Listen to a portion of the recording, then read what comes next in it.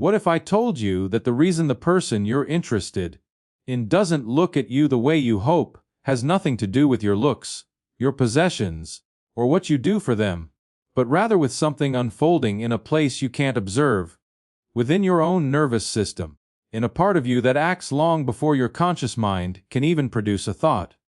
Because there is a truth that most men never come to realize, a truth never taught in classrooms, never shared in talks among friends, and yet it shapes everything in the realm of attraction.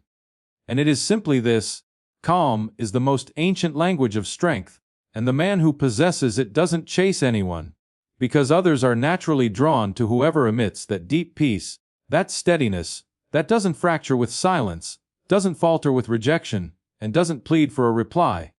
I know your thoughts right now. It sounds reasonable in principle, but the reality is that when someone genuinely matters to you, holding on to that calm is one of the hardest things to do, because your brain isn't on your side. Your brain follows its own objectives. And in this video, I'm going to walk you through exactly what occurs inside it, why you respond the way you do, and how you can reclaim command of something that, without anyone ever clarifying it, you've been losing for years. The Stoic philosopher Epictetus once said, "It's not what happens to you, but how you react to it that matters." And the capacity to stay tranquil amidst doubt, to remain rooted when your nervous system urges you to panic, is the most powerful reaction you can nurture. It's what distinguishes the man governed by his emotions from the man who governs them. But before we dive into all that, I want you to pause with this for a bit. I want you to recall a particular situation. That message you sent that got no reply. That instant when you rushed to make yourself available and sensed something shift in the dynamic, though you couldn't put a name to it. That sensation that the more you offered, the less it seemed to count. Do you remember that feeling? Good, because that feeling has a cause, and that cause has a term. And once you learn it, your perspective on your own responses will forever change. Let's start with something neuroscientists have studied for years, and that most men never connect to their personal connections: the autonomic nervous system. That system which controls your breathing, your heartbeat, your muscle tension, and the pace of your thoughts without seeking your consent. That system has two dominant states. One is the state of arousal, of vigilance, of reaction to what the brain interprets as danger. The other is the state of calm, of safety, of openness. Now here's something I want you to consider carefully, because it will entirely shift how you perceive everything that follows.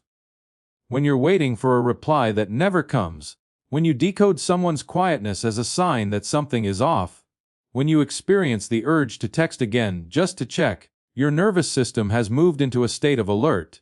Not because you're in actual peril, but because your brain has unconsciously and automatically classified that scenario as a danger to your social standing. And that's not a metaphor. It's literally what occurs at a neural level. Humans are social creatures, and over millions of years of evolution, being accepted or cast out by the group wasn't about pride, it was about survival. Those excluded from the group perished, and that warning mechanism that kept us alive for millennia is the very same one that activates today when someone you're drawn to doesn't respond to your text. The issue is that this mechanism doesn't separate a genuine threat from an imagined one. It doesn't differentiate a predator on the savannah from 2 hours of phone silence. To your nervous system, both produce the same flood of reactions, and that flood is exactly what pushes you toward decisions that, from an outsider's view, seem completely irrational. Sending more messages, over-explaining, looking for clues where none exist, reading every minor gesture as proof of your deepest worry. The Roman Emperor Marcus Aurelius wrote, "You have power over your mind, not outside events." Realize this, and you will find strength. When you realize that your nervous system is responding to a perceived threat rather than a real one, you can start to wield that power. You can begin to separate the signal from the noise, and that separation is the initial step toward reclaiming control. And here is the irony that contaminates everything. The moment your nervous system enters that state of alert, something about you shifts that the other person perceives, even if they can't name it. Something in your tone, your energy, your manner of relating. Something that communicates on a level deeper than speech that you're unsettled, that something is lacking in you, that you need her to act so you can feel okay. And that, exactly that, is what kills desire. Not because women are unkind, not because they take pleasure in others' pain, but because desire evolutionarily responds to cues of strength, stability and resources, and anxiety, neediness, and invisible emotional desperation broadcast exactly the opposite. They broadcast scarcity. They broadcast that this man is missing something he doesn't have. Reflect on this. Have you ever been around someone desperate for your approval? How did that feel? Did it make you want to draw nearer, or did it make you want to step back? The answer is almost always the latter, because desperation signals a void. It signals that the person is not whole by themselves. And that incompleteness instinctively makes us want to create distance. Not because we're harsh, but because we're built to look for partners who are complete, who can stand independently, who can add to a relationship rather than deplete it. Marcus Aurelius, the emperor who governed one of history's largest empires, and still found time amid wars and life-altering decisions to compose one of the most profound philosophical diaries ever preserved, summarized it in a way that remains true nearly 2,000 years later. He wrote that it's not events that disturb us, but our interpretations of them. And in this setting, that translates into something very precise. It's not the person's silence that shakes you. It's the significance your mind assigns to that silence. It's the narrative you construct about what that silence implies. And that narrative, in most cases, is entirely warped by the activated state of your nervous system.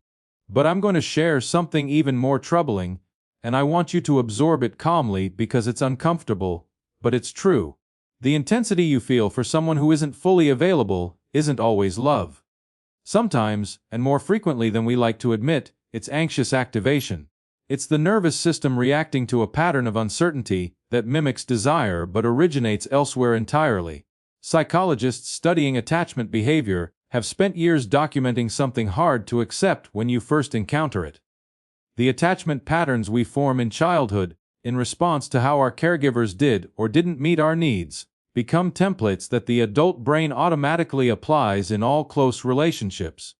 And one of the most notable things about these templates is that most people feel a stronger pull toward those who recreate the pattern they learned as children, even when that pattern causes them distress. In other words, if as a child you learned that affection was something you had to strive for, that it arrived unpredictably, sometimes there and sometimes not, your adult nervous system will tend to interpret that same unpredictability in another person as a sign that it's worth pursuing, as a sign that this is meaningful, that there's something here worth every effort. And the effect is destructive. Because the scarcer that person's attention becomes, the more intense your activation grows. And the more intense your activation, the more chasing behaviors you exhibit. And the more chasing behaviors you exhibit, the more you project that needy energy that dampens the other's interest.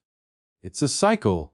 And the exit from this cycle isn't in doing the right things from within it. The exit is in realizing that you're inside it. Seneca wrote, "It is not that we have a short time to live, but that we waste a lot of it. And one of the greatest wastes is the time we spend pursuing people who are not available. We drain our energy, our focus, our self-respect on people who don't return it. And we do this because our nervous system has been trained to chase uncertainty. But once you see the pattern, you can start to dismantle it."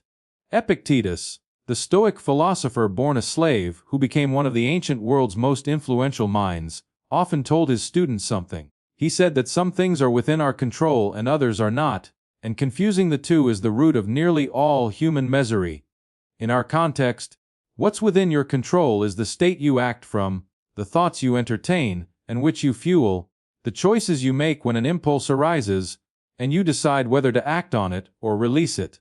What's not within your control is the other person's reaction, their level of interest, the moment they choose to respond or not. And the more energy you spend trying to manage what you can't manage, the less energy remains to cultivate the only thing fully in your hands: your own state, your own presence, your own peace. And that's where the real effort begins. And here I want to pause briefly, because I know something might be crossing your mind at this moment, and I want to speak to it directly. Everything I'm describing might sound like distance, like coldness, like putting a wall between you and your feelings. And it's not that. I'm not talking about ceasing to feel. I'm not suggesting you become unreachable or emotionally numb. That's not stability, that's armor.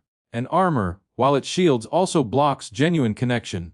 What I'm describing is something entirely different. It's the ability to feel deeply without letting that intensity command your actions. It's being able to want someone without making that want the center of your existence. It's being able to care genuinely about a person without losing sight of who you are when she's not watching. Daniel Goleman, the psychologist who popularized emotional intelligence, spent years studying what set apart people who made better decisions under emotional strain. And what he found was something that might seem counterintuitive. It wasn't that those people felt less. It was that there was a gap, however small, between the trigger and the reaction. A moment of stillness where the mind could step in before the impulse turned into action. That gap is everything. That gap is the difference between sending that message out of anxiety or choosing not to send it from calm. It's the difference between reacting to her silence with more noise or letting it be and carrying on with your day. It's the difference between structuring your day around whether she replies or not and building it around what's yours, what you need to do, what makes you a fuller person regardless of the result. Epictetus taught, no great thing is created suddenly, and the skill to create that gap between stimulus and response isn't built overnight. It's built through repetition, through the willingness to hesitate, through the habit of watching your own urges before giving in to them.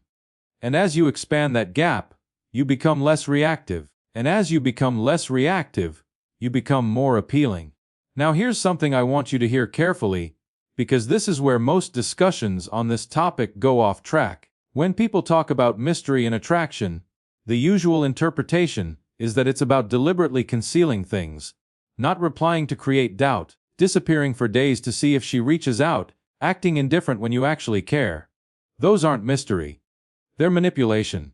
And manipulation, while it might trigger short-term reactions, establishes a dynamic that leads nowhere worthwhile.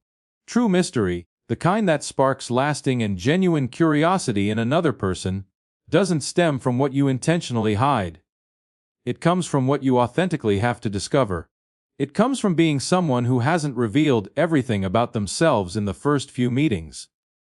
It comes from having depth, an inner world that can't be captured in one conversation. From being someone who feels strongly, but doesn't express everything the instant they feel it. Seneca wrote something in his letters that has been repeated for centuries because it remains perfectly accurate. He wrote that the greatest good is harmony of the soul with itself. And though he wrote it in the context of moral philosophy, it connects directly to what we're discussing. A man who has inner harmony, who doesn't need external validation to confirm what he already knows about himself. That man radiates something with no easy replacement. He radiates peace. And peace, in a world where nearly everyone is agitated, anxious, and urgent, is one of the scarcest and most magnetic qualities there is. Marcus Aurelius wrote, "The soul becomes dyed with the color of its thoughts."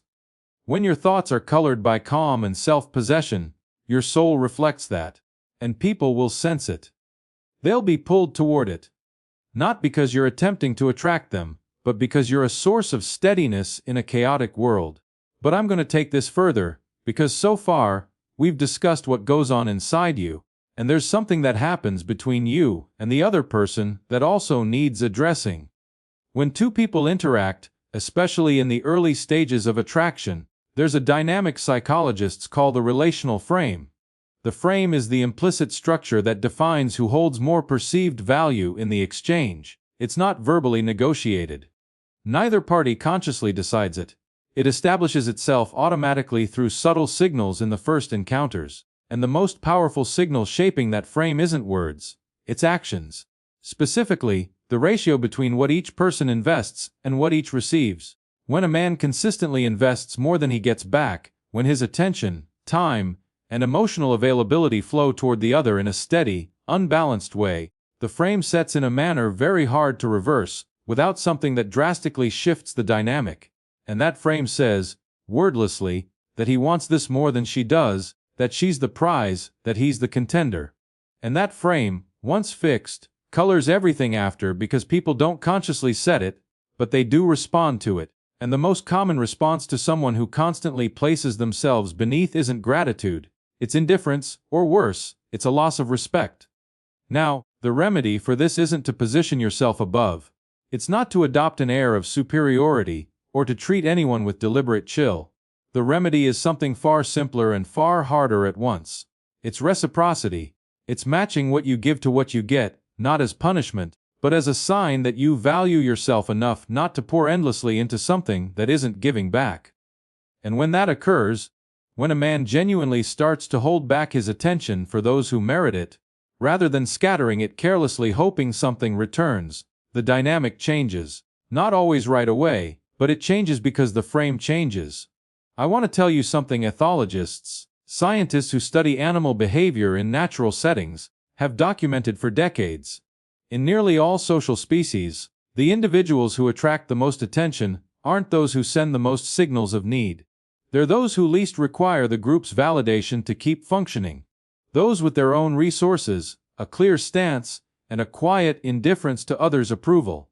And though we're vastly more complex than any other species, a part of our brain, the oldest part, the one operating beneath language and conscious thought, still responds to those same cues. It still assesses people around us based on signs of stability, resources, and independence, and it still reacts with attraction toward whoever appears to possess those qualities, and with indifference or distance toward those who seem to lack them. Seneca wrote, "True happiness is to enjoy the present without anxious dependence on the future." When you're not anxiously dependent on her approval, you can enjoy the present moment with her. You can be fully there, fully engaged, fully yourself. And that presence is what makes her want to stay close. Now we reach the point that, in my view, is the most misunderstood in all of this subject: purpose. There's a lot said about a man with purpose being more attractive. And it's true, but the reason it's true isn't what most assume. It's not that women are drawn to success itself, nor money, nor visible achievements. The reason is far deeper. A man with real purpose possesses something that can't be faked. He has an anchor. He has an internal compass that doesn't rely on external conditions or anyone else's validation. He has something that matters to him more than any single person's approval, and that makes him naturally less reactive, less anxious, less hungry for attention. And that lowered reactivity, that diminished hunger for attention, is exactly what sparks curiosity in others. Because curiosity doesn't ignite in response to what we already know and fully grasp. It ignites in response to what we still can't fully figure out, in response to what has depth we haven't yet explored, in response to something that doesn't need us, but might choose us. Viktor Frankl describes something in his work that goes far beyond seduction, but illuminates it unexpectedly. He spent years in concentration camps, under the most extreme deprivation and violence a human can face, and emerged with a conclusion he devoted his life to defending. The conclusion was that the man who has a why can endure almost any how.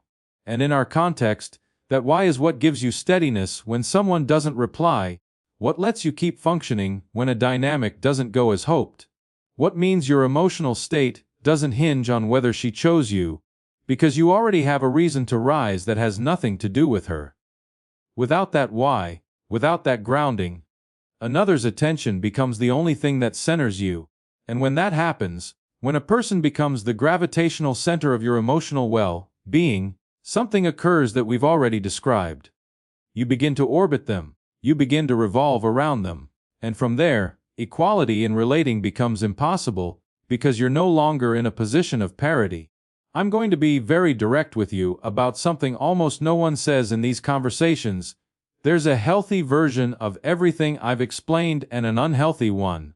The healthy version is to genuinely build, to invest in your life, your work, your health, your friendships, your intellectual and emotional growth, until those things are the authentic core of your existence, until a chat or a silence from someone you're drawn to can't shake you, because you already have solid ground beneath you.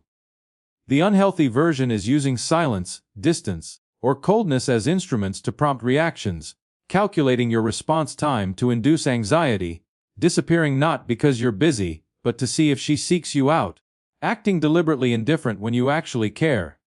The difference between these two versions isn't in the outward action.